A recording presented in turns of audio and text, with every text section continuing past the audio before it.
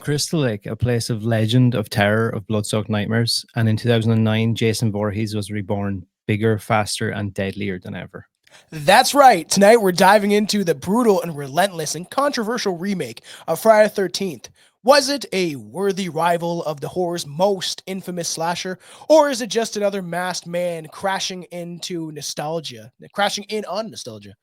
From the kills of the characters, the controversy of the carnage, we're breaking it all down. So grab your machetes, stay out of the woods, and whatever you do, don't run, because Jason always catches up. Welcome to Class Horrorcast, and welcome back to Camp Blood. Welcome. I feel like, that you reading that works better when you're kind of nasally. It sounds more like a horror movie trailer voice. Yeah, we're going back to the Crystal Lake. Yeah, Camp Blood. It's the February in Canada, and at some point I predicted I would probably start getting something, but everyone else had it, and I was like, I'm fine. And then you drink too much, and then your whole immune system goes down, and then I feel like it ramps up whatever is kind of laying dormant.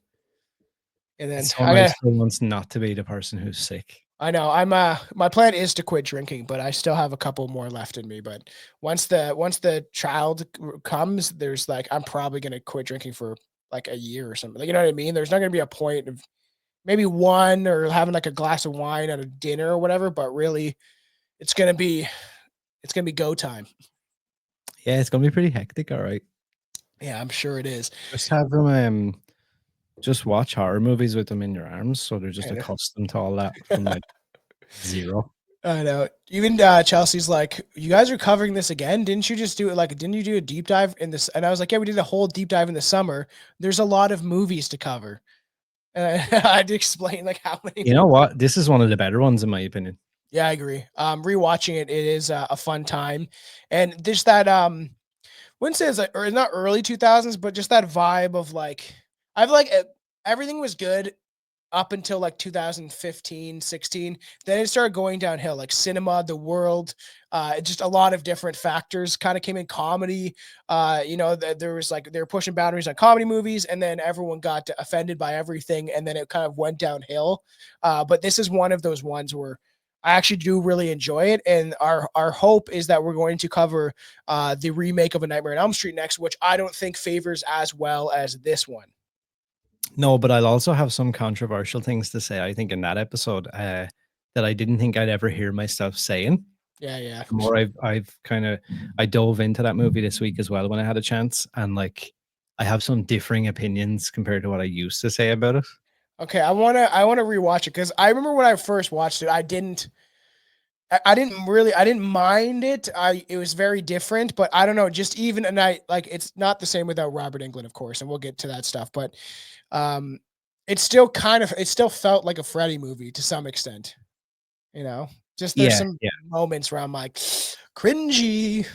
Yeah, it's one of those movies that got obliterated as well by the studio. That movie had so much interference from the studio and different things. I think it was just bound to be a disaster. It had no hope whatsoever. I know. This one though, I don't know. It's a one I go back to though. I remember when I first watched it, I was decently impressed, and I didn't know if I liked the underground tunnel thing, but it made a lot of sense. I was watching some docs, and just kind of behind the scenes footage of the film, and I do feel like it made sense. It's because they wanted to kind of have him more, not supernatural, but realistic. And so they had to figure out how is he getting everywhere, right? And I thought the underground tunnel thing was, and that was one of the first things I had written down was obviously coming into this movie when they were writing the scripts and trying to come up with ideas. The first question that they put on paper was, is he going to be supernatural or not? Yeah. And the answer to that question was kind of what led to the decision to bring the tunnels and Jason's lair or whatever you want to call it. Yeah. It's interesting, but it shows that he's kind of living off the land, right? And then kind of being a woodsman, but then it would have those tunnels, it would have taken him a long time to build all that, Jason driving a bulldozer. Sure. I had written down, I actually realize now upon watching this current day that it's something that I really enjoy because we've never seen anything like this for him. It's interesting to see kind of how he works and where he goes afterwards, because I suppose that's always the thing that's left obscure with killers and stuff, even Michael Myers and shit like that. in some of the movies, like he's like driving the car and stuff, and I'm like, oh god, that makes me cringe. And then I start to like my brain starts to take over, and it's like, then I start to picture him like sitting somewhere and like eating food and stuff. And I'm like, no, he doesn't eat. He doesn't do anything normal. Well, and especially with him that he only comes around Halloween. So then what is he doing? Like there's that meme where it's like him like checking off like the days waiting for Halloween. It's like, what is he doing in his spare time? He's just For sitting in a 11 chair months of like, the year. yeah. He's like nobody. He's like a monk, right? He can just go into this dormant state where he's like just reach full like clarity and just like it's kind of like inhuman where he's just connected to the ether. And then as soon as Halloween hits, like the first day of October, he's like awakens from his like meditative slumber. We And don't know, but he's a guru. it's weird, right? Because I don't know actually what I expect from any of these movies in that sense. Like if you ever give any like behind the curtain, like show the Sometimes it's too audience what much. they do, I'm like, I don't like the idea of like, some killers like this eating rats and shit. But Yeah. then I kind of want to know what they do, but then I also don't because it's like, so you just hang out like here for like what? We talked about Rob Zombie, right? Is like Rob Zombie, I feel like showed a little too much. I don't think he needed to go that route. It's definitely like his style. A lot of people, the second one is terrible. The first one I don't mind, but like it's still he showed too much of what was going on and like the backstory and all these things, and you know, What I did like about this one as well is the decision to make Jason kind of smart, and then yeah, I agree. sometimes the kids were kind of smart as well in parts. Mhm. I thought that was really unique that they were like kind of trying to like one up each other. He wasn't just like a big like 7 foot mongoloid, like has no brain whatsoever. Yeah, because there's definitely there's a couple movies where he's just like this giant with where's my bleep button with the strength. You know what I mean? Like it's essentially what they made him in a lot of the movies. One thing that I like just looked up that I didn't know is originally they were gonna this was offered for Quentin Tarantino. Couldn't imagine what a Friday the 13th Quentin Tarantino movie would have been. Yeah, I know, right? And I actually thought that so Marcus Nispel, who ended up directing this movie, I don't know if a lot of people will know this, but It was a rumor. I love him as a director because he done the Texas Chainsaw remake before Yeah, this. yeah. And I thought that they purposely wanted him to do another horror IP remake because Texas Chainsaw 2003 was so successful, but Phenomenal. It's he so good. actually wasn't the first choice. They picked somebody else, I think, and the guy turned it down and they were like, "Yeah, okay, yeah, we'll do what you can do it." Yeah, and it's interesting because the internet went crazy over the announcement of like Quentin Tarantino doing it. Ultimately, a few days later, Tarantino publicly debunked the rumor, claiming that it was the meeting that happened, but he didn't want to do the project or whatever. But I still thought like I couldn't. I think Quentin Tarantino is kind of a creep, but like his movies are really well done. So like I couldn't imagine him taking on a slasher film. It would be so interesting just to see it. He did for Like, a long time say his 10th and final movie was going to be a horror movie. yeah, it's interesting. Like, even Billy loved the movie. My co-host on Strange Brew, one of the co-hosts, the Once Upon a Time in Hollywood or whatever. Wasn't mad on it. I don't like I like the last half an hour when Manson and the family came in. That's about it. And like dragged on. It was kind of boring. I know that's like, but he loved it. And like I remember we talked about it even on my show, and I just said, it's just like it just was it was pulling teeth. Just like it was kind of drawn out and boring. And then the I end, I was wanted like, to oh, watch this is it kind of again cool. to see do I feel differently about it now. Yeah, But I I think I've kind of watched go it into once it or being twice. like, boring. And I love Quentin Tarantino stuff. Like, there's very little that he has made that I don't like. Yeah, yeah. Do you ever see that video of him? It's such a classic video now, where he comes out of a Starbucks, and I can't remember where he is. It's somewhere that like there's like a shit ton of snow. I think it's like some obscure place, maybe up in Canada.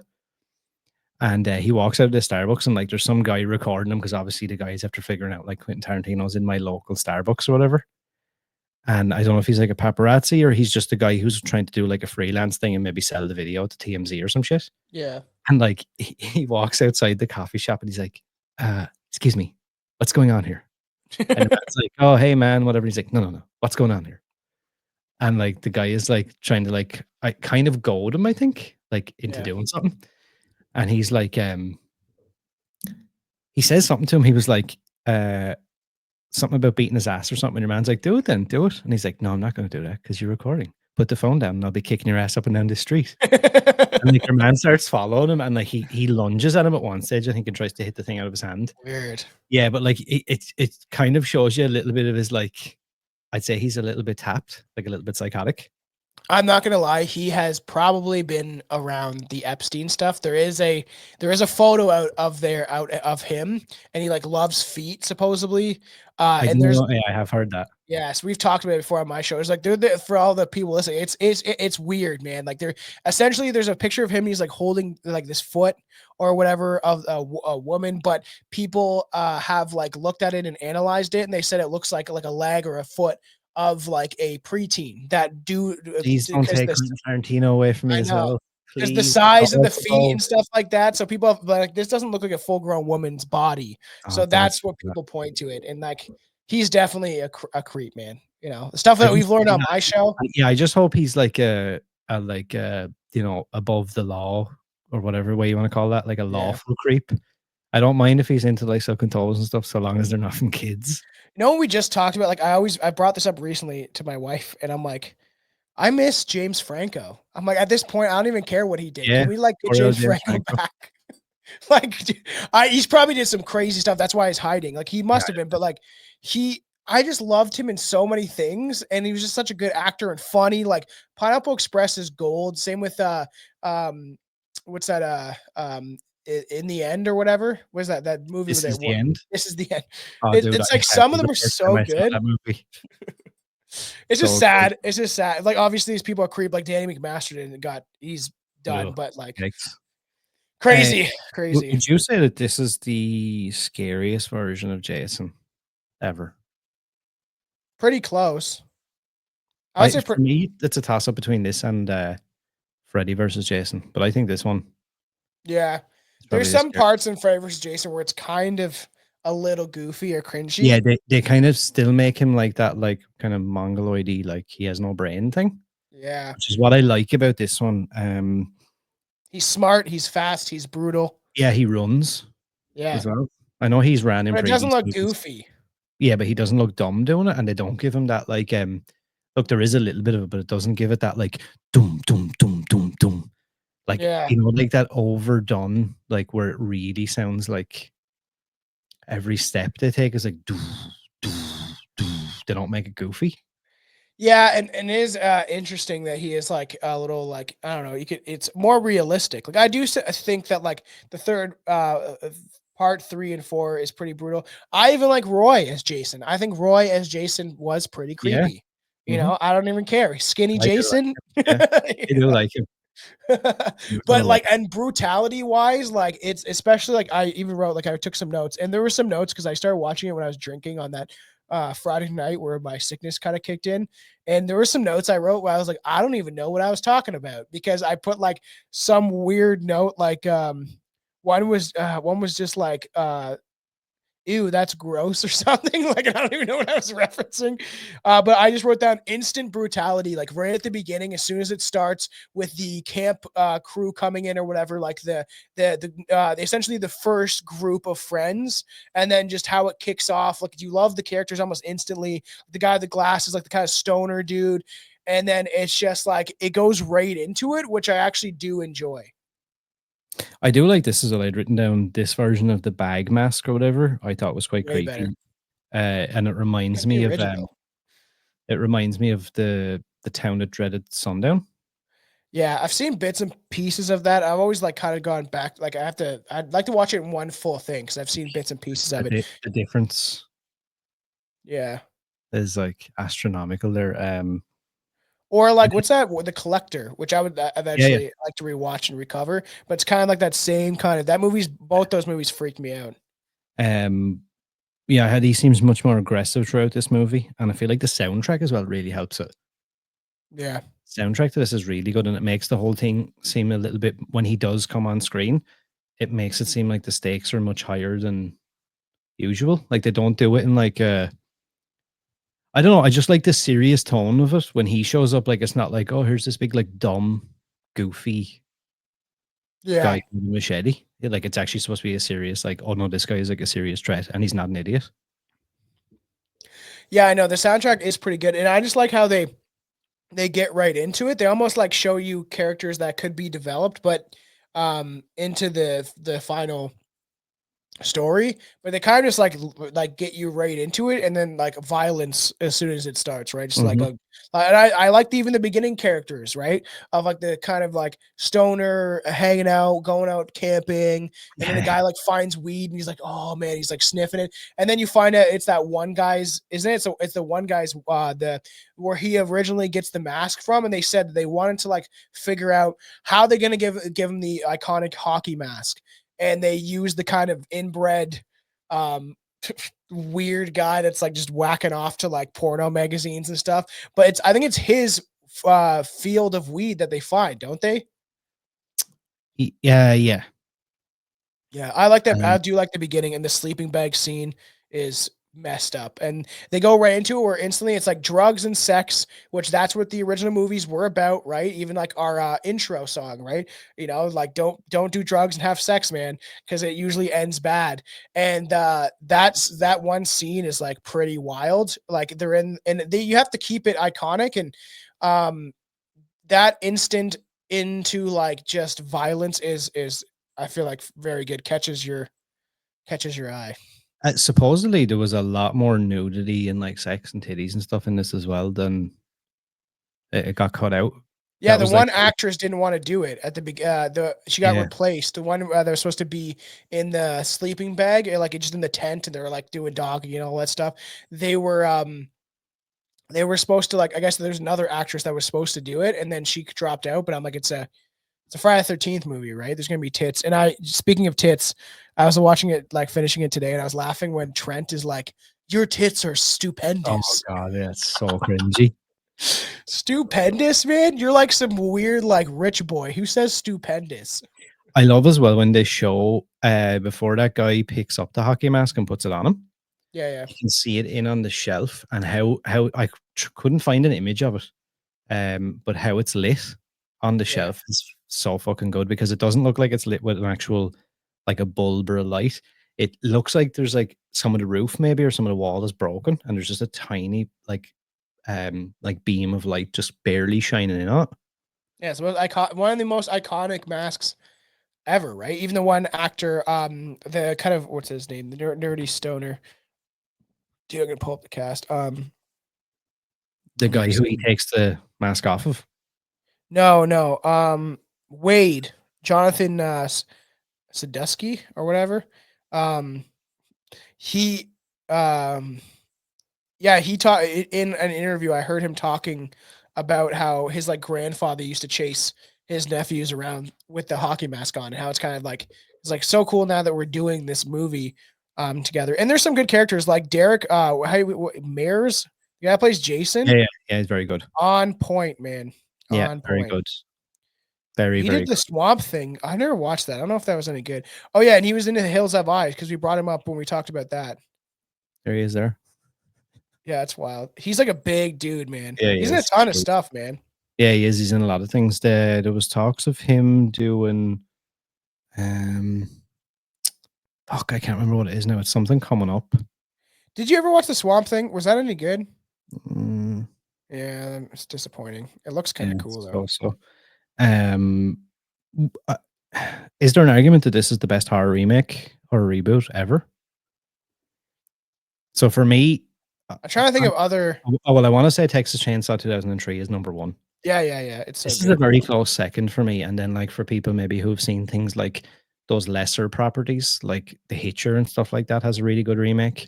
Would you say slasher, remake slasher, Yeah, yeah, right? Because there is some. I'm trying to think, but I know there is remakes that you're like they did decent. It but I might be. definitely like. I think that's a good accolade as well to have for Marcus Nispel to be able to say, I Yeah. potentially directed the two best horror slasher remakes ever. No, I agree, especially slasher, right? Like Dawn of the Dead remake was pretty great. Yeah, yeah, Even the Ring, which it's kind of different because you could, the Ring is something different. Because it's like it was a Japanese thing, then they remade it. House of Wax, That's something, dude, that I really want to cover. We're debating on what we're gonna do next and all that stuff. But even Hellraiser, that new Hellraiser, I'm they've calling it now. I'm calling it now on this episode. I want to do a series of Dark Castle Entertainment movies. So starting with House on Haunted Hill from oh, that movie's fucked up. That movie scared the shit out of me the when I was House a on kid. Haunted Hill remake. Then from that we go to 13 Ghosts Oh remake. yeah, yo, let's Then do from that. that we go to House of Wax and go Okay. through like all the That's darkest such a plan, movies. dude. That movie, like, this is what happens on episodes. We're talking about horror in general and like the iconic remakes, but even some of those movies, like House on Haunted Hill, that movie, like, what is fucked up, and I like. Yeah. It's one of the I at that time, it was one of the scariest movies I've seen. I remember watching it again with that buddy Austin. We watched everything together, so it kind of That intrigued my. surveillance footage where you see Dr. Vanacut and he's moving all freaky, you know? Oh man, it literally scared me. I think I had nightmares. That pencil scene at the beginning where all the pencils go through the guy's neck, and then that like where they're looking through like the He puts him in that like deprivation thing or whatever it's called. I yeah. can't remember. That's an actual thing. That movie scared the shit out of me. It would be interesting to rewatch and write some notes because I haven't seen it in a bit.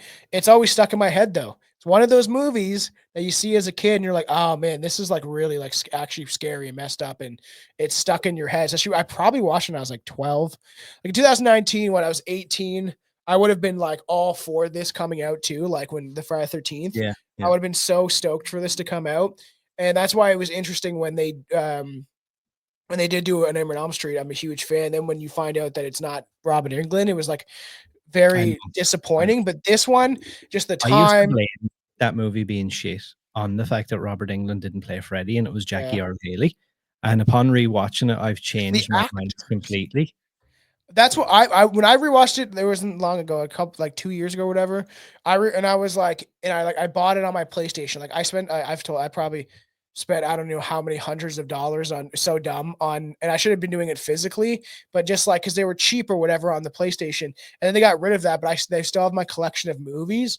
Where on the PlayStation 4 or 5 or whatever, I can still access them. But I just was like a spending spree of digital movies that I couldn't find anywhere, and I was like, oh, all the Friday 13th movies, all of these different. And I remember buying like a Nightmare on Elm Street, and I was like, I haven't seen this in a bit. I remember like I didn't mind it too much, and then rewatch it, I was like, it's the acting that is the acting that really is Uh, atrocious. the original idea actually that was being floated around for this movie was they were going to bring Tommy Jarvis's character into it. I heard about that, which and they kind of put his essence, you could say, into some of the characters. Yeah, Like the Jared, main guy, whatever that yeah, Pollock guy. Padalecki or Yeah, whatever. he's definitely His Polish or something. character's name, I can't remember who he is, but they definitely said that they kept, Clay Miller. yeah, they kind of sprinkled in a little bit of like Tommy Jarvis vibes.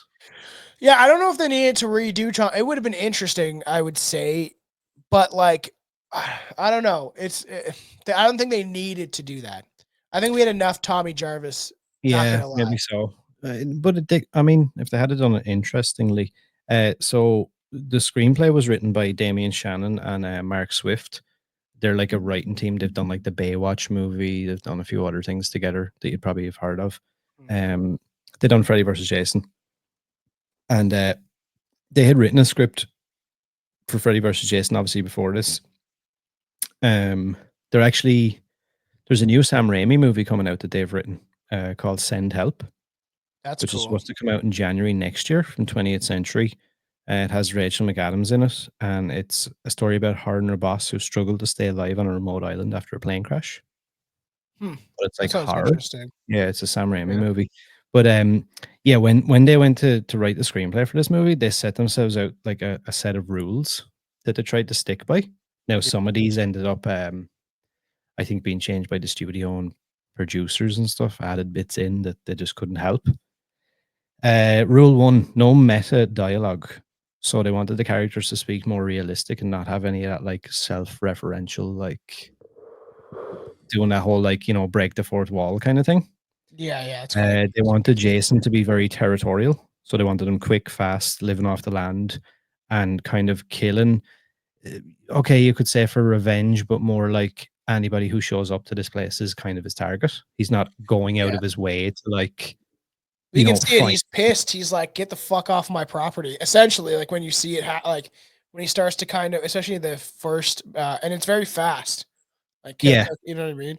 and like they wanted to avoid a big like origin backstory explanation, so they tried to avoid like the childhood aspects and kind of keep it mysterious about exactly what and why. Yeah. And that's That why was they did that black and white kind of scene right at the beginning, which is smart to just be like, hey, this is for the new audiences that maybe have never seen it. This is part of why he is the way that he is, right? it's funny as well. Like it's another one I had seen. I was kind of diving into some of the backstory, and I listened to a. It was one of those like fan convention panels that they had like all them like meet back up again like 10 years later or some shit, and they had Marcus Nispel there, the director, and he said like it's another one of those classic fucking stories that happens where he was like, oh, I had so many like clashes with the producers on this because there was constant rewrites while we were shooting. Yeah. And like I'd come in and like shit'd be different the next day. And I'd be like, wait, what? No, we've set up to do it this way yesterday. And they're like, no, no, we gotta like do this now. Sorry. This is my problem, man. It's like there should be essentially like a dictator.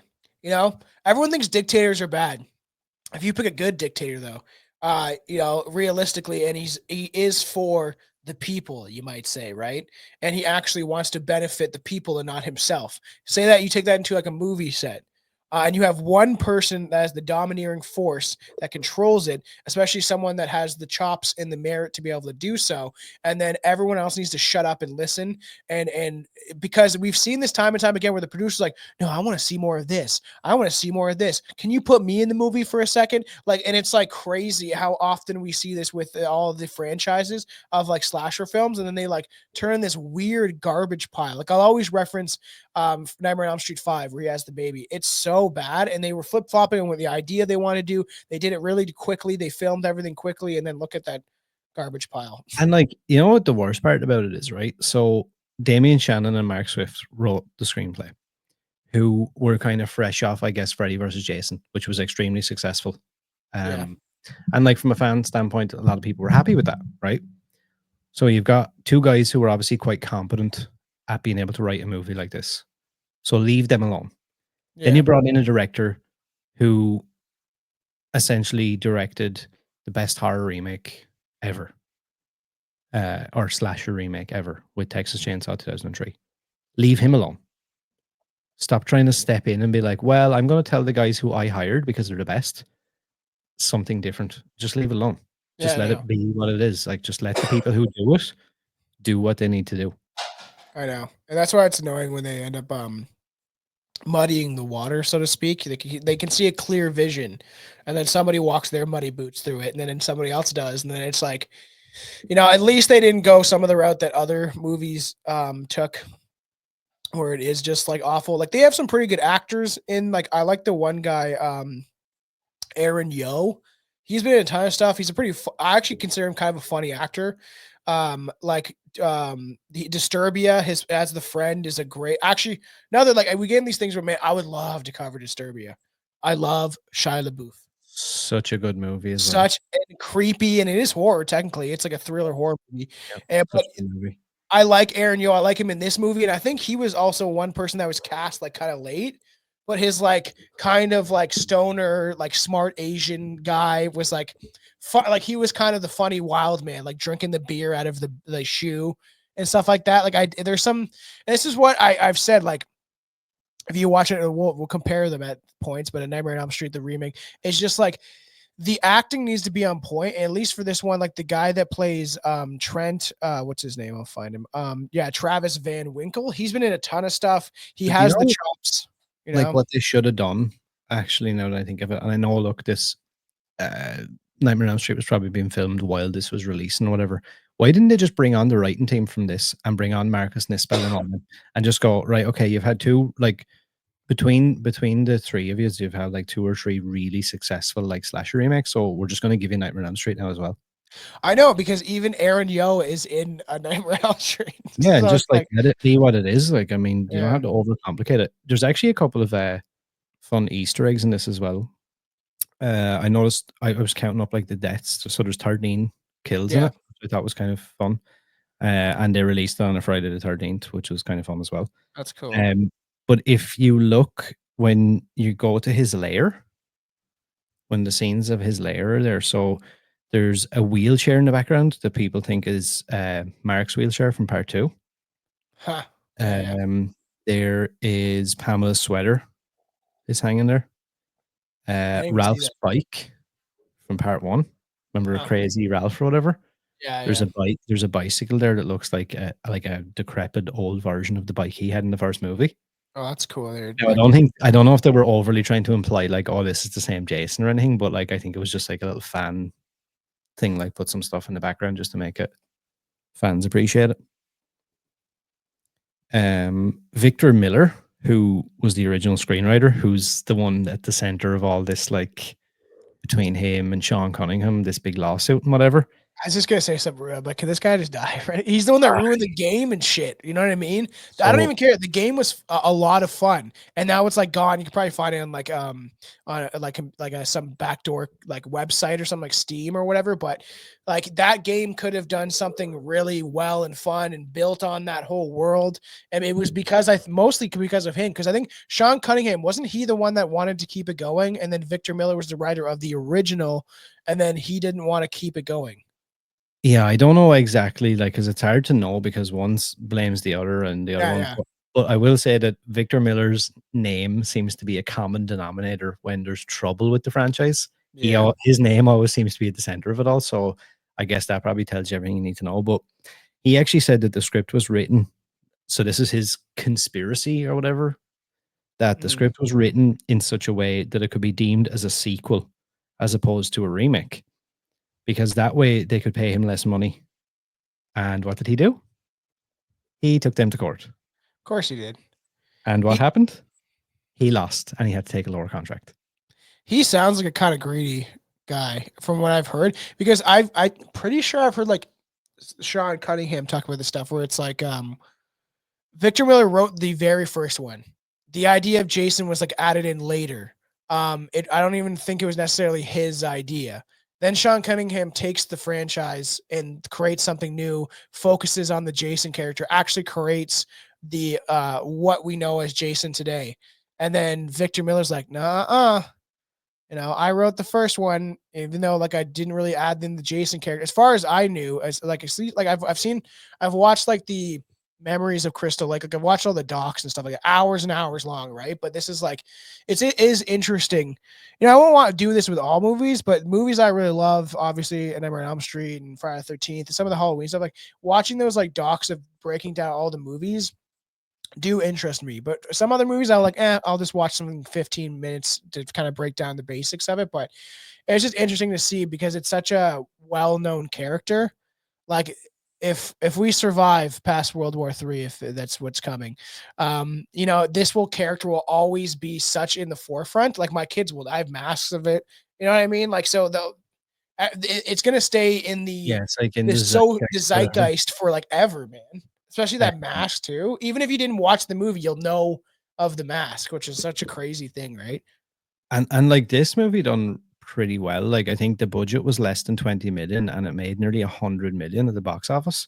Mhm. So like it done really well. And I think initially the idea was they were going to follow it up with a sequel. Um, and that was set to come out, and then Paramount pulled the plug on that. And they had this great idea that they were going to pull the plug on it, and they were going to go ahead with that fucking Darren Aronofsky's movie Mother, and Yeah. that came out, and that was a box office flop. Um, Is that the one with the chick from the Hunger Games in it? it could be, but it was Mother. an absolute flop, and everybody just forgot about it. But you know what's funny? They were going to bring out a sequel to this movie, right? Yeah, it was. It's that one, and I heard things about it, and I was gonna watch it, and I just never did because I watched the trailer, and I was like, I don't know if this looks like my thing.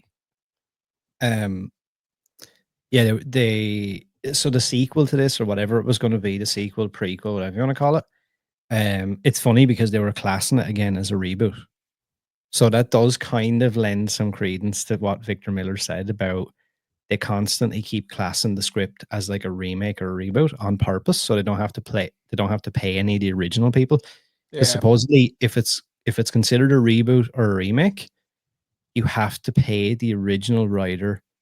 You have to get a something like an original works, like payment or something like that. Yeah.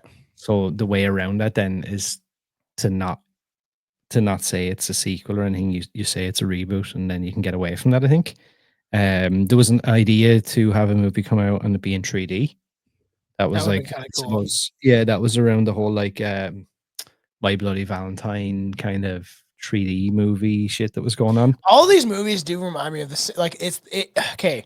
You can take the movies from the 80s. A lot of them, especially slash films, have similar vibes. Like there's just a feeling behind them. All of these movies also have that in a new age feeling of like a new generation, right? It's like when they attempted to do, which I would love to talk about on my show sometime, but like when they attempted to do Woodstock again, and it's like the music's not the same, man. They're not doing a bunch of acid and they're all drinking alcohol and doing like fucking cocaine and all sorts of shit. And there's like, oh, let's have Limp Bizkit play and all sorts of like, and then it gets chaos, right? It's just like it's not the same.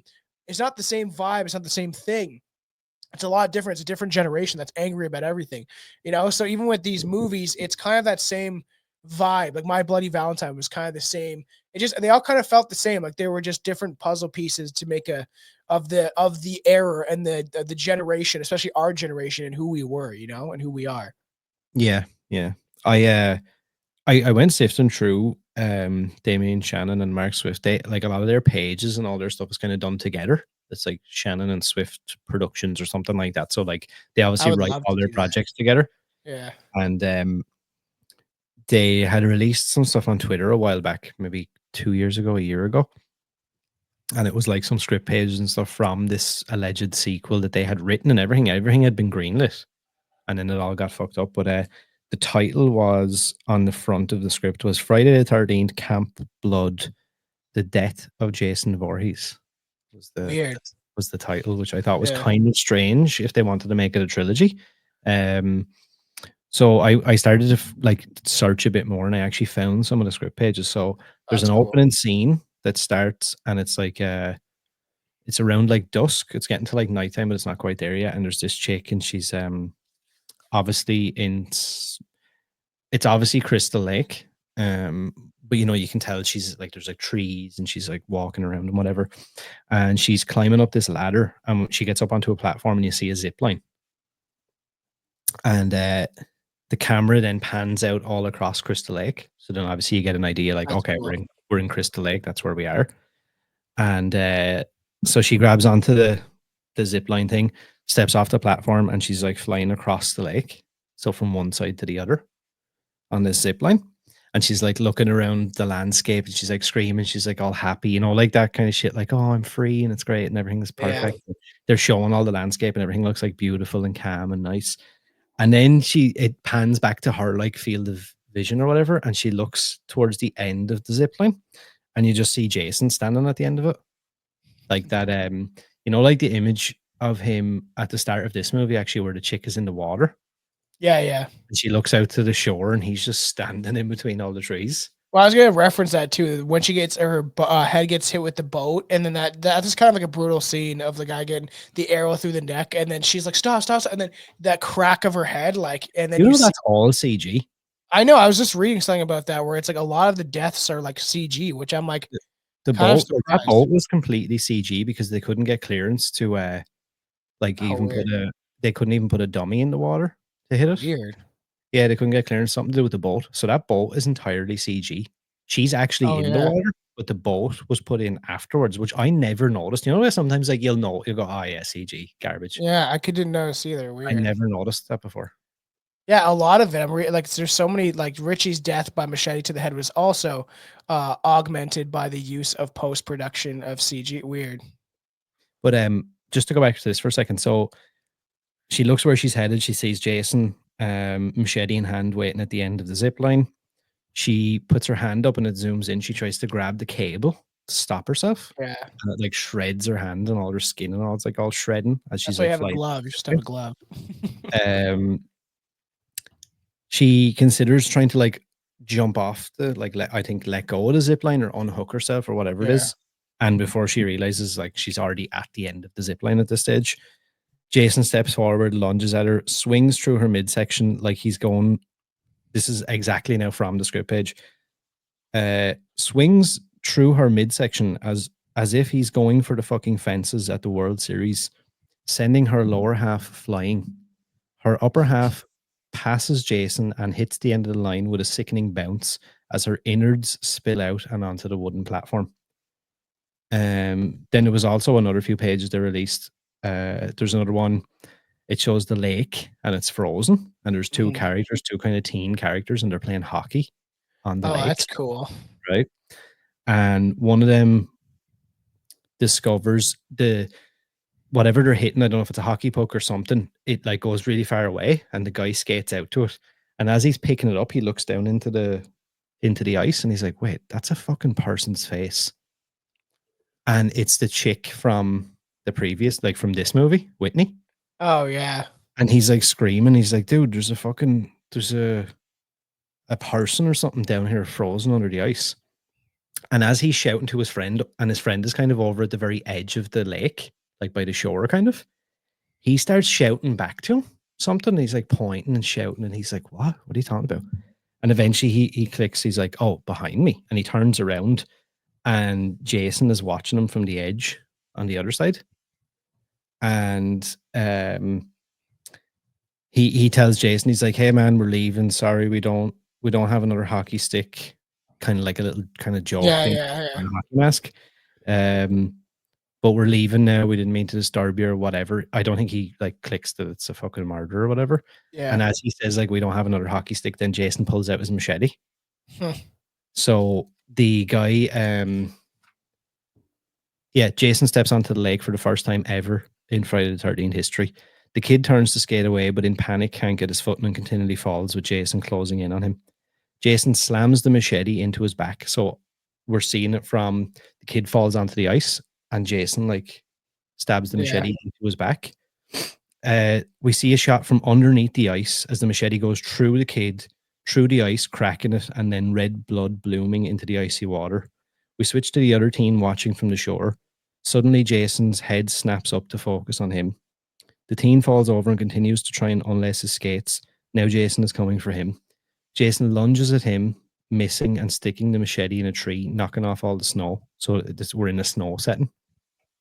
That would be awesome, though. That's why I want to watch. I've never watched Never Hike Alone or whatever. Yeah, I would like to watch that at some point. Do a watch along, like a Patreon or something for that. Yeah. I've never seen it. From here, we get shots of the teen racing through the trees. As he looks behind him, he doesn't realize that he's at the top of a ridge, loses his footing, and tumbles down an icy hill. And then I think it kind of cuts from there. The original opening was supposed to see, for this movie, that chick that you were talking about that gets hit by the bolt and whatever. She was originally, I think, supposed to drown from exhaustion. Oh yeah, I saw that too. Yeah, she's supposed to like see him or whatever, and then naturally, as we all probably would do, be like, well, I'm not going to fucking swim to shore. And he's not going to come out. But then it was supposed to be like, he's quite happy to just wait her out and just stand there and not move. So at some point, it's like, well, I'm either going to have to swim in or I'm going to have to fucking drown because I can't continually tread water forever. Oh, yeah. Which would have been weird, but I don't know how would you have played that off though? Like, what would you do? Cut forward and be like, okay, it's 12 hours later. I know, right? Like the drowning scene would have been. How do you play that? Like, essentially, it'd have to be she gets her, like, she just is unconscious and then she slowly fades into the water. That'd be like the only way, because it would be because she did hit her head pretty hard, where eventually she just succumbs to her injuries and just like slowly goes into the water. That would be. I do like the idea as well. You know that little clip you see of him when he's standing up on top of the house, kind of. Yeah. On the sec, I do like that.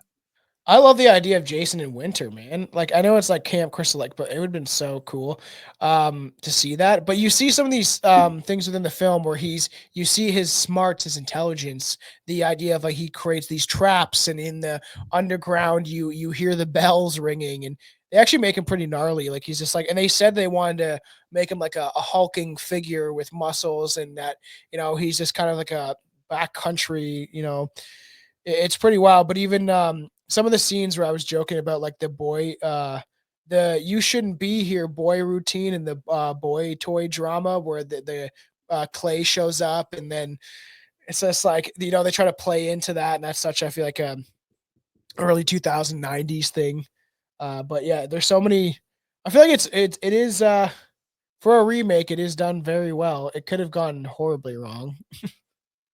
Well, that's it. Like, I think that image on screen at the minute actually is a previously unreleased image. I think it was Derek Mears put it out on his Facebook page. It was Yeah. like, I don't know if it's a shot from the movie or it's like an unused scene or something, but it's a never before seen image apparently. Um, but yeah, like I really think they done well with this. Like I genuinely can't hate on it. No, me neither. And there's like a lot of they have some like iconic kills. It is surprising that they use CGI because you can't really tell. The acting was pretty well done. Even I wrote down that the reactions of some of the, especially at the beginning with the campers and stuff like that, their reactions of fear are pretty actually pretty well done, and they're pretty good. Like they're on point. Their acting is done well, and you can see the fear in a lot of them. And then the reactions, even of the stoner guy realizing what's happening, like some of those while I was watching, I was like, that's actually pretty good. Like they're doing a good job at like how you would react. You see that in some of these movies where, especially some slash movies, where it's not believable, in some regard of like their It's like reaction to like being it's like murdered. really fake. Like, look, I Yeah. know when you're going into a movie, you kind of have to like, you know, uh, s- there's a certain amount of like suspend your disbelief, whatever. But like this got it pretty right, I think. And the same with Texas Chainsaw 2003. Like Mhm. nobody's reactions felt like overly goofy or like dumb or anything. Like it Oh felt man, that movie. If you guys have not listened to our deep dive of that movie is so fucked. Like, what I love that one, Jonathan. What's his name? Where he's Tucker. like, man, when he's getting his like mouth like in the Oh, cop it's like and the, snots and like yeah, gosh, I know it was mouth and all. so good. And yeah, and there's some like crazy, pretty crazy kills. And like, isn't the truck driver or the guy in the pickup truck that Trent sees? Isn't that the guy from the Nightmare or the Texas Chainsaw Massacre? Isn't that the guy that's like, bring it? It looked like him. I was like, I didn't know if it was actually him, but I didn't notice that now. that's interesting. I may have to look up the cast. See, that's interesting. Um, because I was like, that looks just like that guy, and then because it's the same writers, I was That dude curious. there has one of those like douchey. Oh yeah, for sure. He's such a like classic like kind of douchey jock looking guy. I know. Oh, well, they kind of casted a lot of it perfectly. I don't even know what you'd call this guy, the uncle or some shit. What would be what's that guy's name? It's Marcus Nispel. Um, I can't yeah. remember Oh what yeah. nationality he is actually. I can't. Isn't he like Swedish or something? Because I Yeah, remember watching the doc about it. He's an interesting guy. yeah, he's a bit Old crazy. I Monty. think in a good way. I suppose all creative people are probably a little bit mad, to be honest. I don't think it was that guy. I just looked it up. It just looked like him a lot. Terrence Evans, Old Monty. He's only been in a couple things, but it looked like him in the car. And I don't know if it's just like it was 2 seconds, so maybe they just didn't add him in the credits or whatever. But um, I will say I did enjoy once you kind of allow it in your mind. I did enjoy the idea of the inclusion of the tunnels. yeah, yeah. I remember when I first saw it. I don't know what I can't remember. Like I wasn't impressed. I I was don't the know. same, I think, because I was like, no, this is not how it is. Yeah. But I think if you kind of allow yourself to go, okay, in this world, in this interpretation of Jason, this is the way it is. It makes it a little bit better. Yeah, and it makes sense because it realistically, it's just like he is um a deformed boy who survived an accident or something like that, right?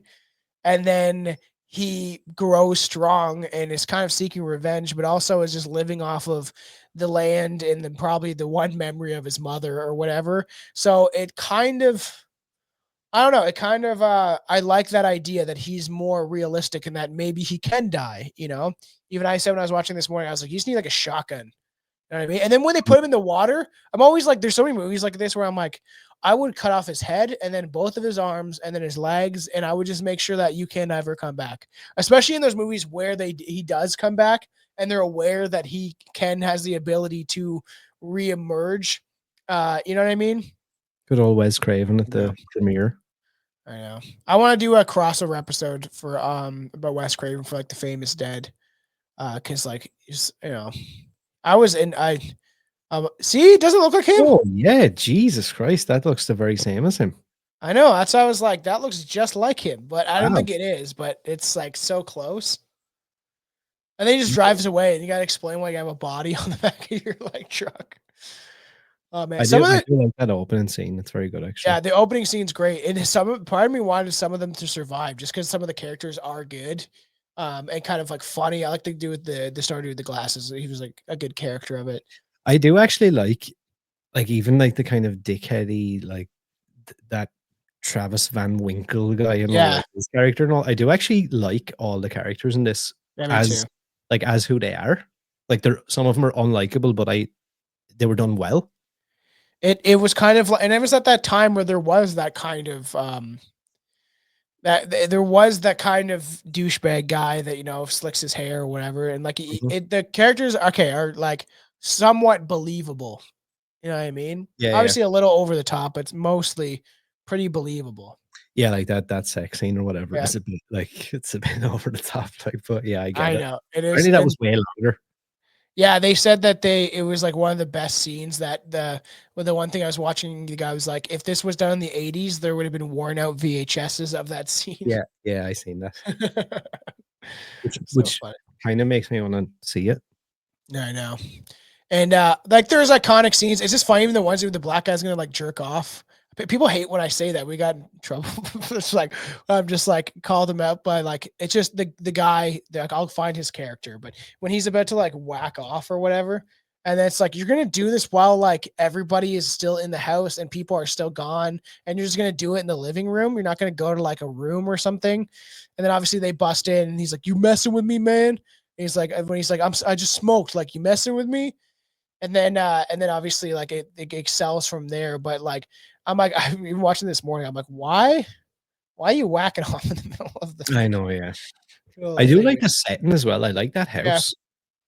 yeah, me too. But it's like the rich boy vibe, Yeah. and like they just go to this house sometimes. And it's just like literally a house. It's not like a cabin. It's like hoity-toity, and that's why you see the parallel between the two group of friends. Ones are like just kind of backpacking, camping, and then you have like the rich boy type of like Yeah, and even like party. the way he treats Jared Padalecki's character Yeah, when he's looking for his sister, even the way he treats him at the start of it, kind yeah, of. And then it's that thing where it's like his girlfriend is like, "I'll help you." I know.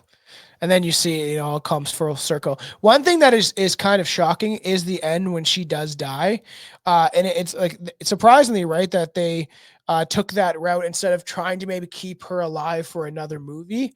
The sister Mm. I feel like needs to survive. She's went through all this stuff, but when they're escaping the tunnel and then the machete comes like through her chest, and then yeah, right there, and then she dies. It was like, oh shit, like really, they're gonna kill off her character right at the end, and like pretty. It was surprising, you could say, because they could have killed off the sister after he's like helped her and all that stuff, right? But, um, it Yeah, was true. Actually, it is kind of a weird decision. Like, it yeah, makes me interested to see like what did they actually have planned out for like a potential sequel or whatever. I know, and they obviously had the jump scare at the end of him coming out of like so many. It's often they do this, and it was fun for them to do that. Fuck Christmas, yes, weird. I never noticed that on a shirt. You're that guy. I can't think of the character's name, but like the I hate that guy. He bothered hillbilly me. kind of guy. The hillbilly. When I watched it, he legitimately bothered me. He made me feel uncomfortable. Such a weird character. I know. It's a good movie. Like I don't know. I would honestly. Wow, I'm surprised, man. That's so crazy to me when you see like the ratings. Um, like it's Yeah. 26% of Rotten Tomatoes. I don't trust Rotten Tomatoes whatsoever. Like I think they're kind I of don't think this one biased. got a fair shout at all, to be honest No, with you. even like the audience rating Garbage. review is 3.8. And a lot of people, half of the audience seem to go 5 stars, but then there's like a decent amount of ones and twos, a lot of fours.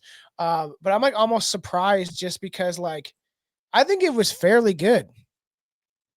So do Once you I. actually scroll through them, there is a lot of 4 and 5 stars, but huh. But yeah, like overall, I don't think this was like very well received, to be honest with you. It's like this review. Absolutely useless movie. There are certain horror movies that are excellent script writing where the audience is left in suspense to what will happen.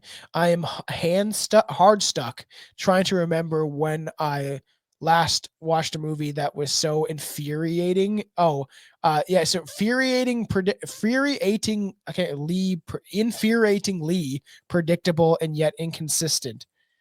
It's absolutely stupid that I was forced to write this review. Well, don't do so. I'm just angry at this movie, so I'm gonna write a review. There is a lot of good reviews, right? I have seen this movie a few times, but I love this version of Jason Voorhees as an intelligent and smart killer. But I'm not a big fan of the non-Jason characters. This is my third favorite Jason design, including Part 7 and Part 9, which was dumb. The Part 9 Jason is not even Jason. But I guess the look of Jason, right? And the 2009 Jason Voorhees, if they're making another Jason movie or another movie after Victor Miller's lawsuit, I would love to play Jason Voorhees. It's like, dude, what? You're like a faceless guy named Daniel Yeah. Like, Yoakum. what are you talking about? Like, So weird, man. People are buddy. They're not gonna. It's just some 14-year-old. oh, hey, that sounds like a great idea. Let's do that. I know. It's like a 14-year-old boy be like, I would love to play Jason. It would be a lot of fun. It's just like, that's so weird. Boobs, booze, and bongs. Trying to say that 3 times after using a bong. This gruesome death caused by the hockey mask killer for our audience must root for due to the lack of interesting victims feels dismantlingly recycled. Even the level of body realism has been amplified today's improved special effects. This is a really long review. After the huge success of Freddy vs. Jason, horror film fans expected an immediate sequel, but they got this instead. Where both Friday the 13th and Nightmare on Elm Street franchises given a reboot. For the Friday the 13th reboot, it was decided to condense the first 3 Friday the 13th movies into one. Mrs. Voorhees, the killer in the original Friday the 13th, is given a quick cameo before we settle down to business with Jason Voorhees picking up the now legendary hockey mask and dispatching his victims with sadistic pleasure. The truth is that despite what many people say, there isn't anything wrong with this movie. It is fun and enjoyable horror movie and does exactly what it promises. It is an Oscar winner, no, but it's enjoyable romp, and it's all that you really need to be. Definitely underrated. I agree with that. That's like really good. Pretty much exactly how I feel. Like, I mean, what else do you expect from? Yeah, I know. Like a movie like this? I would love that box set. So expensive though. I have that up there on the shelf. Cool, yeah, I want it, but I'm like, I think I have 2 different versions of it: the Blu-ray one and then the DVD one. And I'm like, I don't need. Yeah, and that was the only reason I bought it originally when it came out, was because at that point I didn't have any like other collection of it, so I was like, oh, let me get this one then. Yeah, I honestly, out of 10 stupendous tits, I will give your tits is stupendous. I will give it or whatever. Let's say machetes. I just thought that was funny. I'll give it a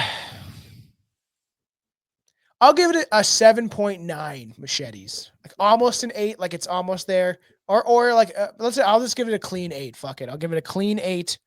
It is very enjoyable. It is a movie I will go back to. There's things that maybe could have been done better. The ending maybe could have been more ramped up a bit. I don't know. There's things I guess could have been done better, but it was pretty good. I really did enjoy it. So yeah, I'll give it a clean 8, even an 8.5. I feel like it could hit. Yeah, I'm gonna go with an 8.5, and maybe even a 9 on this scale of like slasher movies or whatever. Oh, yeah.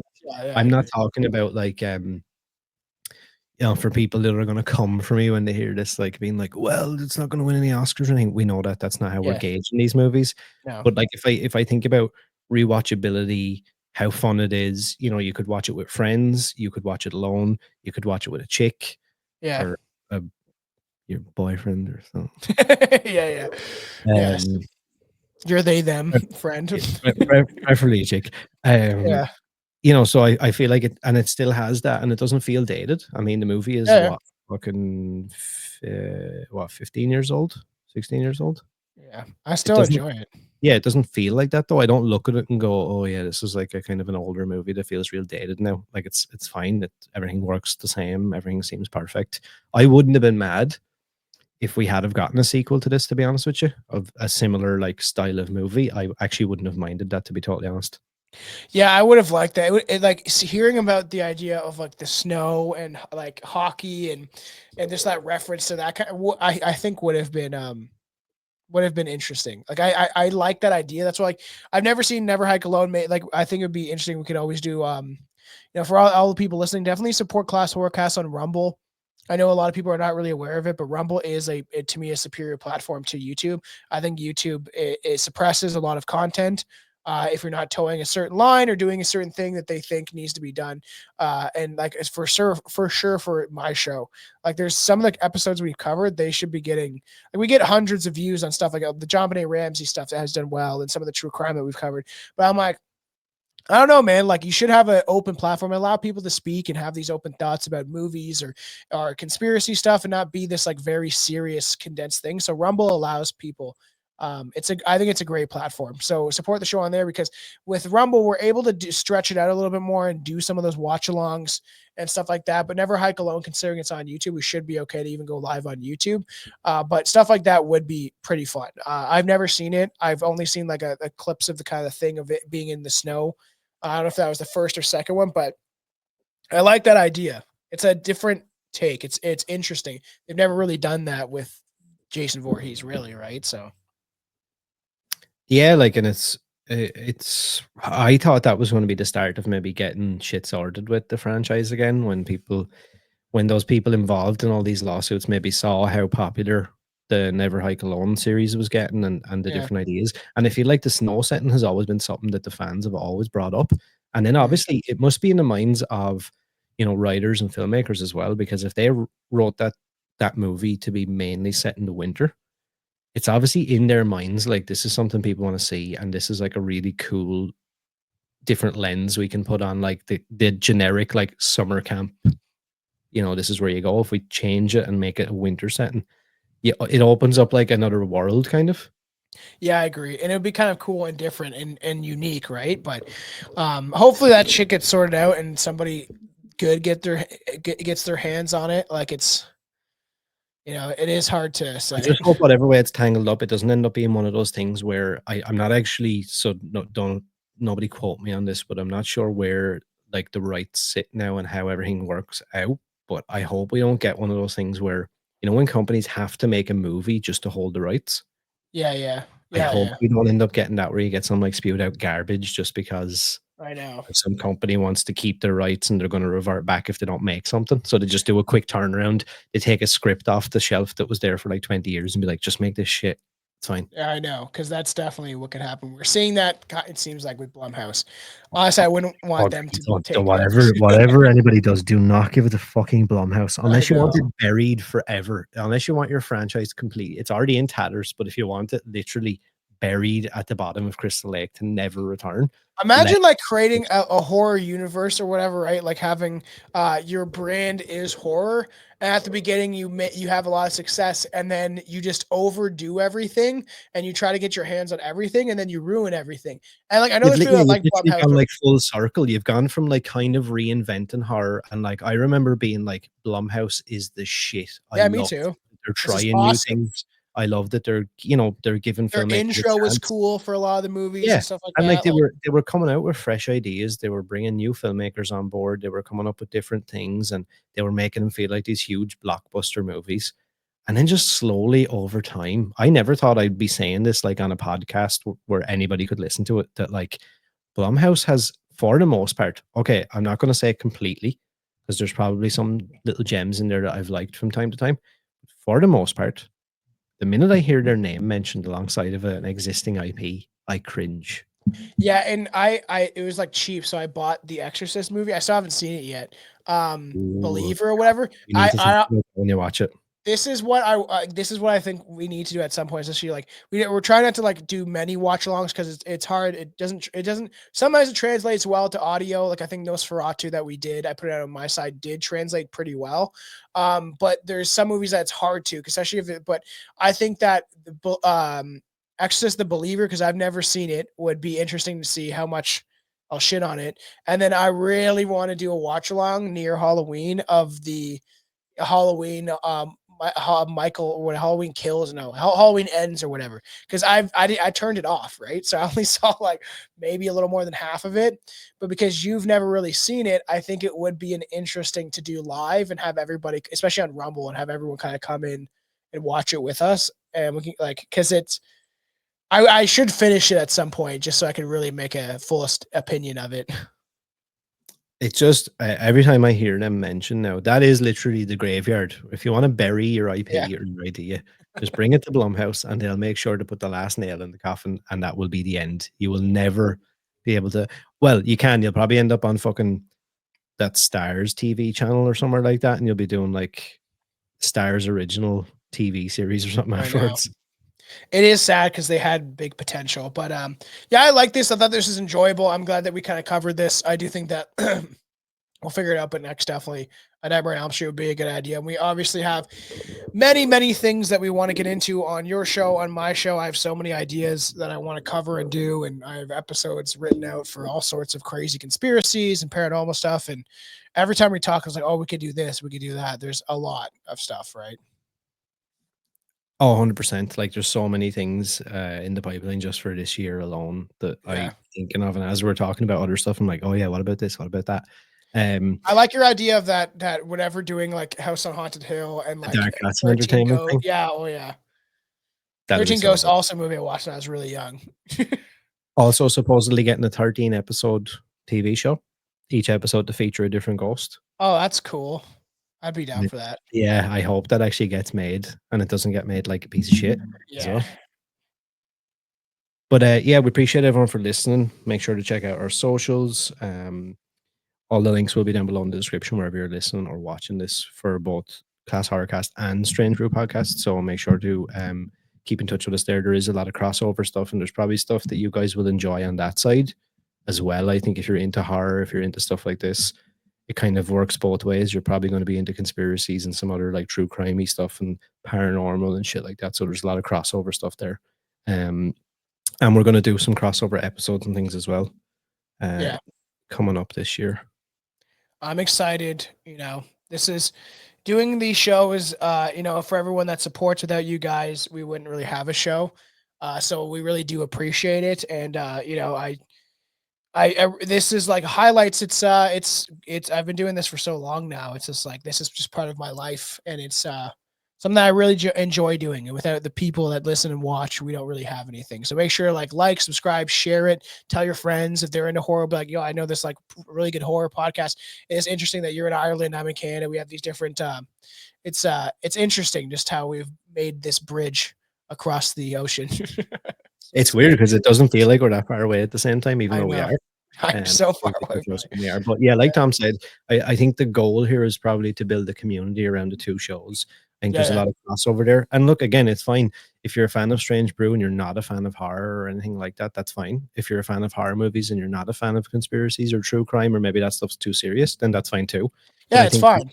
There's definitely a community there, I think, overall that can be kind of built. And it overlaps. I do feel like there's a lot of people that are interested in both because they're watching scary stuff and especially more the at least more of the paranormal aspects, right? And like I've said on so many shows, you don't have to agree with everything that we say or the opinions that we have on either show for you to enjoy the show. The idea in the world is like we've kind of everyone's been put in this box of like, especially in some regards, it's almost like a cult of like you can't if you don't believe everything that I believe, then I don't want anything to do with you. And I think that's like a kind of crazy statement. We never used to be like this. It's only been recently that everything's been polarized and people have been shoved into corners for every opinion and political topic, or, you know, even cinema and all. Everyone's been pushing these corners, and then they're all like swinging their fists at anybody that slightly has a different opinion than them. And I just think that like people need to realize that like we're all different. We all have different opinions, but we can find common ground with the love for horror, conspiracies, comedy, paranormal, all that stuff. We can kind of, you know, everyone put their hand into the huddle, even though if we don't all agree, and we can all go, yay, you know. And but that is true. Like there's a lot of shows that I listen to or that I watch that like the hosts or people that come on the show mightn't have the same opinion as me. And you know, that's fine. I still enjoy it.